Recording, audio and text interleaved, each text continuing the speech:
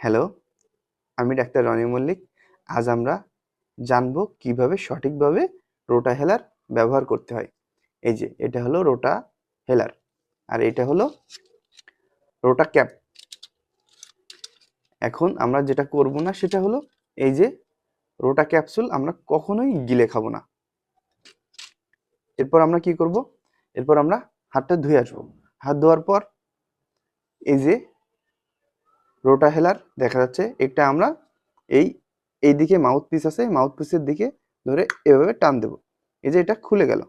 খোলার পর আপনি এটা নিচে রাখবেন। নিচে রাখার পর এই যে রোটা ক্যাপসুল আছে, এই রোটা ক্যাপসুল থেকে একটি ক্যাপসুল আপনি এভাবে বের করবেন।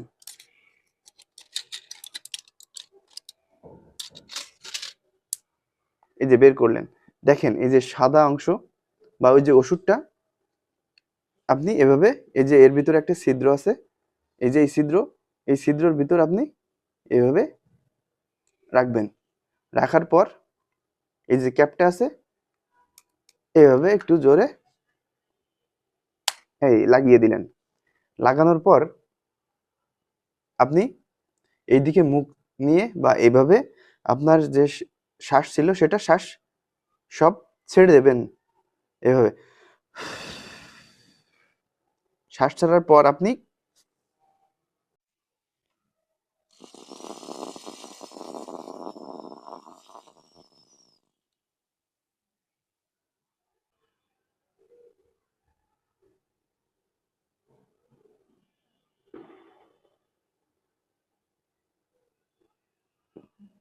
পাঁচ থেকে 10 সেকেন্ড এভাবে শ্বাসটা ধরে রাখবেন। না হলে কিন্তু আপনার এই ওষুধ কাজ করবে না। এরপর দেখবেন এর ভিতর, রোটা হেলারের ভিতর ক্যাপসুলের খোসাটি রয়েছে। এই খোসাটি আপনি এভাবে বের করে ফেলে দেবেন।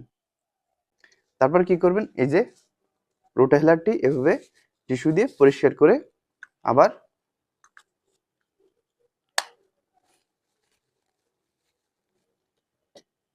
রেখে দেবেন। এরপর আপনি কি করবেন? আপনি মুখে কুলকুচি করবেন এবং আপনি যে ভুলগুলো করবেন না সেগুলো হলো এই যে রোটা ক্যাপসুল, এটা কখনোই আপনি গিলে খাবেন না। আর যখন আপনি শ্বাস নেবেন, মানে এইটার মাধ্যমে যখন শ্বাস নেবেন, খুব দ্রুত এবং গভীরভাবে শ্বাস নেবেন এবং এই শ্বাসটা নেওয়ার পর 5 থেকে 10 সেকেন্ড শ্বাস ধরে রাখবেন। ধরে না রাখলে আপনার কিন্তু এই ওষুধের কোনো সঠিকভাবে কাজ করবে না।